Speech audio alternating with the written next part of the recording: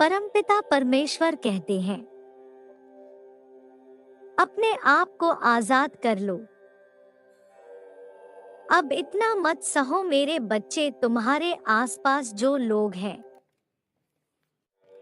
वह तुम्हारे सब्र का इम्तिहान लेते हैं, क्योंकि तुम चुपचाप सब कुछ सह रहे हो। लोगों को लगता है उनका कपट तुम्हारी समझ से परे है। मेरी बात ध्यान से सुनो। तुम्हारे जीवन से जुड़े दो व्यक्तियों के बारे में मैं तुम्हें बता रहा हूं। वह दोनों व्यक्ति तुम्हारी प्रगति नहीं देखना चाहते हैं। उन दोनों का प्रयास यही सदा रहता है कि तुम अपने किसी भी योजना में सफल ना हो पाओ। वह तुमसे और तुम्हारी परिवार के सदस्यों से जलते हैं। जब भी तुम कुछ नया प्राप्त करते हो और खुश होते हो, यह देख दोनों को बहुत जलन होती है। वह मन ही मन तुम्हारा बुरा चाहते हैं। वह दोनों तुम्हारे खानदान का हिस्सा है और तुम्हारे पिता के रिश्ते से है। लेकिन मेरे बच्चे, तुम्हें किसी से डरने की आवश्यकता नहीं है जब तक मैं हूं तुम्हारे साथ हूं। किसी का भी बुरा इरादा सफल नहीं हो पाएगा। तुम्हें आगे बढ़ने से कोई नहीं रोक सकता। जो तुम्हारा बुरा करने की सोचेगा वह बुराई और अंधकार के दलदल में फंस जाएगा। कोई उसे नहीं निकाल पाएगा। मेरे बच्चे, मैं चाहता हूं कि तुम थोड़ा सा सतर्क और समझदार रहो, ताकि कोई तुम्हारे भोलेपन का फायदा ना उठा सके। वह दोनों कुछ ऐसा योजना बना रहे हैं जो तुम्हारे सम्मान को क्षति पहुंचाएगा। यदि आप महादेव जी पर विश्वास करते हैं, उनकी कृपा प्राप्त करना चाहते हैं,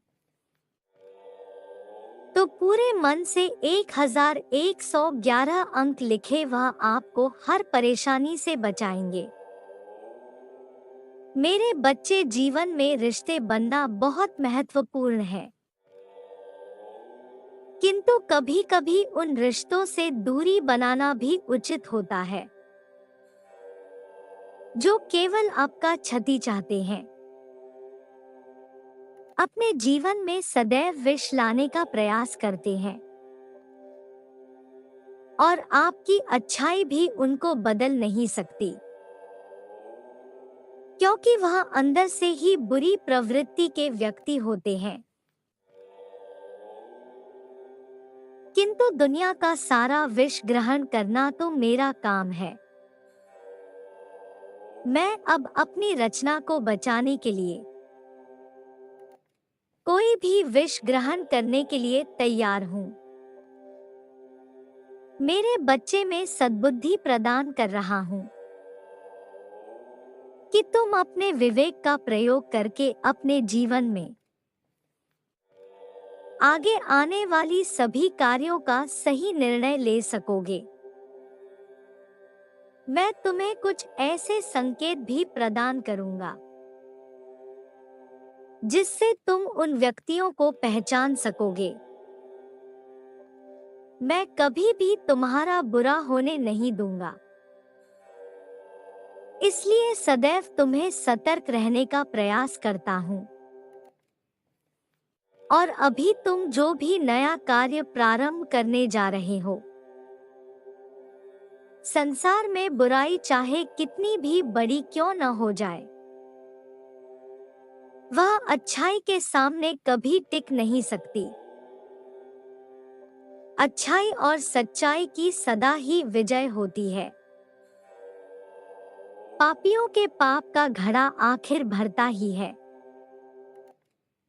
उसका पाप ही व्यक्ति के अंत का कारण बन जाता है। तुम्हारी योजना विफल होने का खतरा है, अभी तुम्हें सतर्क रहना है। मेरे प्रिय, कुछ घटनाओं के घटित होने में देर लगती है, जिसके कारण व्यक्ति यह समझ लेता है कि परमात्मा उसे अनदेखा कर रहे हैं। वैसे जो ईश्वर पर विश्वास करता है, उन पर दोष रोपण करते हुए अश्रु प्रवाह करने लगता है। वह अपने आप को जन्म देने वाले जन्मदाता से कहता है,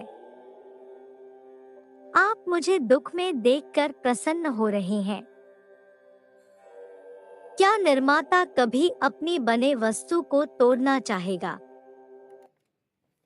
क्या आप अपनी ही संतान को दुख देकर प्रसन्न हो सकते हैं? क्या हमारे परमात्मा पर यह कहना उन्हें पीड़ा नहीं देता? मेरे प्रिय बच्चे, आप अनमोल हो, इसलिए आपका चयन हुआ है। विपत्ति सभी के जीवन का मूल अंग है, किंतु जो विपत्ति में बिखर जाता है वह भटक जाता है, और जो विपत्ति में संभल जाता है वह शिखर पर जाता है। जो संकट पड़ने पर भी ईश्वर से प्रेम करना नहीं छोड़ते हैं, वह परमात्मा के प्रिय हो जाते हैं। आप विशेष इसलिए हैं क्योंकि आपने विपत्ति के समय अपना विश्वास नहीं छोड़ा। अब आप विजय के हकदार हैं। जिंदगी एक सिक्के की तरह है। सुख और दुख दो पहलू हैं।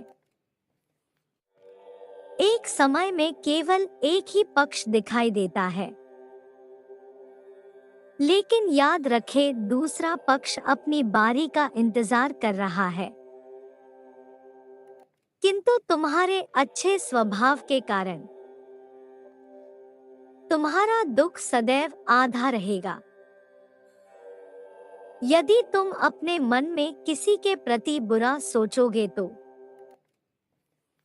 मेरे बच्चे याद रखना, तुम्हें भी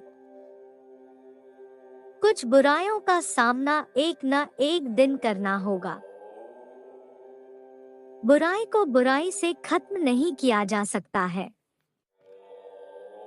घृणा को सिर्फ प्रेम द्वारा ही समाप्त किया जा सकता है। यह एक अटूट सत्य है मेरे बच्चे। किसे उसके कर्म की क्या सजा देनी है, ये तुम मुझ पर छोड़ दो। वर्ष 2024 आपके जीवन का सार रूप सिद्ध होने वाला है। यहाँ आप उस कार्य की नींव रखने वाले हैं जो आपके जन्म का उद्देश्य है, और आपकी इच्छाओं के पूरा होने का कारण बनेगा। आपकी सफलता बहुत बड़ी होने वाली है, किंतु उस सफलता और धन को अपने मस्तिष्क पर हावी मत होने देना, क्योंकि आपको आध्यात्मिक उन्नति की ओर जाना है। क्या आप खुद को परम लक्ष्य के लिए घोषित करते हैं? क्या आप सहायक श्रृंखला का हिस्सा बनने को तैयार है? यदि हाँ तो कहें, हे प्रभु, मुझे आपके सारे विधान स्वीकार है। मैं आपसे प्रेम करना नहीं छोड़ सकता। सभी को खुशी और आध्यात्मिक उन्नति प्रदान करें। ऐसा कहते हुए उस दिव्य प्रकाश को अपने हृदय में उतरने दे,